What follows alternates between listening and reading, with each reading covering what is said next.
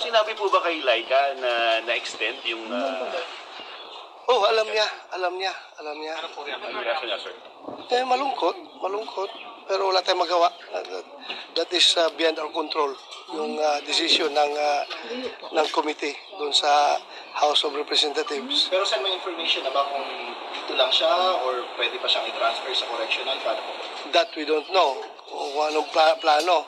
Pero masyado naman siguro inhuman kung andito ka na, naka-confine ka dahil sa iyong medical condition, tapos ngayon ilipat ka doon sa correctional facility for women, which is a place of mga convicted criminals, di ba? Serving sentence. Mukhang hindi naman siguro maganda. Sana they have to take into consideration yung bagay niyan. Nandun man siya sa correctional or andito sa Veterans Memorial Hospital, still the control of the House of Representatives, particularly yung committee na nag-imbestiga sa kanya, andyan pa rin. Nakausap niyo na po ba si VP and possible sa PIN na naipadala ng NBI sa kanya?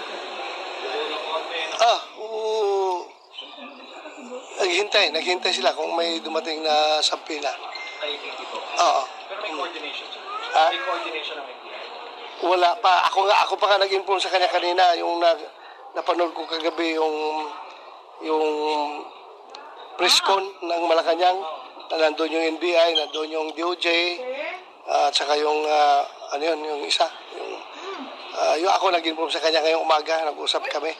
Sabi niya, tawa siya ng tawa. Kasi ano naman daw ang krimen na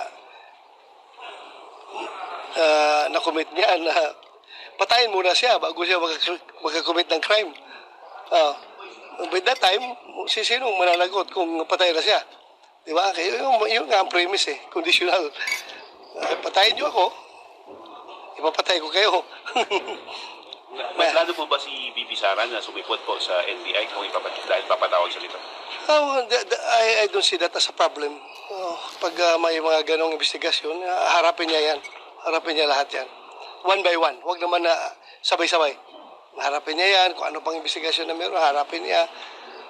Basta, yung nga lang, yung nahahamper yung kanyang trabaho. But anyway, andito na tayo sa sitwasyon na ito.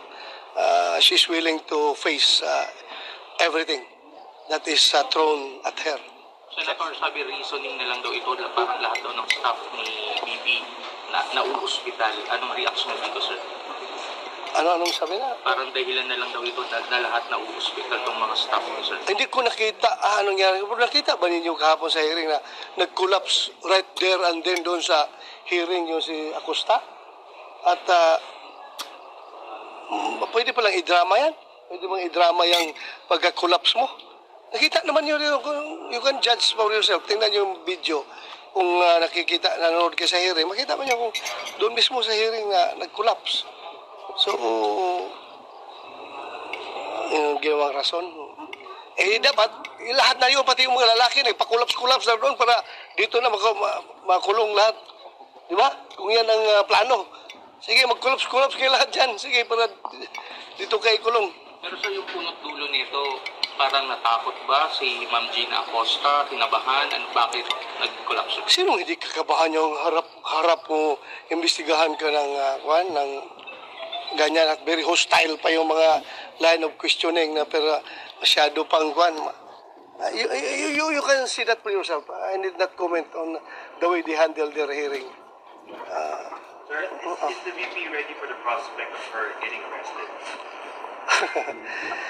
Let's get ready to rumble. The more you hurt her, the more she's fighting back. Ganon yung ugali ng Duterte.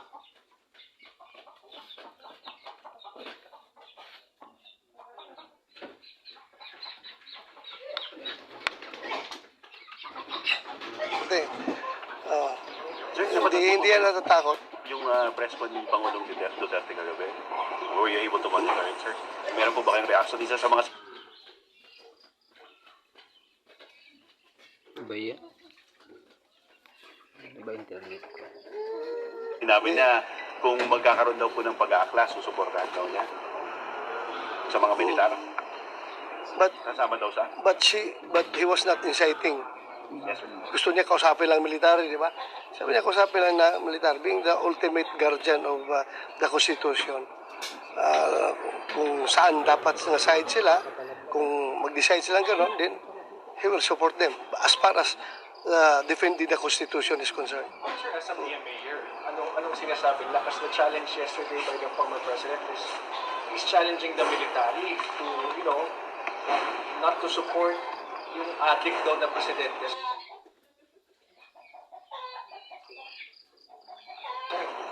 It's up to the military. Kung anong desisyon nila, sila nandyan. It's their call. It's their call kung anong action nila doon.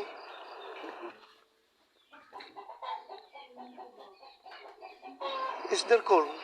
Pero hindi ba parang ini-influensahan ng dating Pangulo yung mga militar natin doon sa sinabi niya, sir?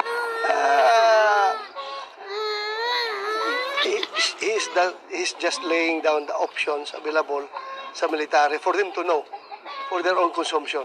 Parang gano'n ang ginawa. Hindi Para naman to dapat parang- alam niyo.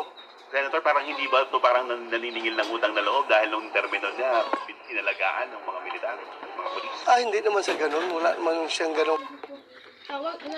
Kasi ugali na maniningil. Never yan.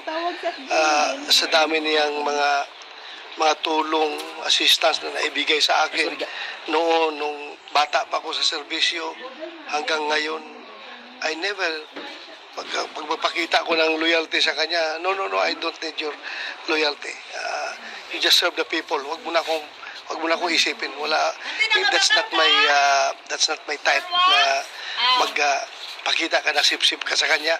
The more matuturn off siya sa'yo, pag napapakita ka na sip-sip ka, just do your job. Sir, why is it important to rally around attorney like VP Sara Duterte?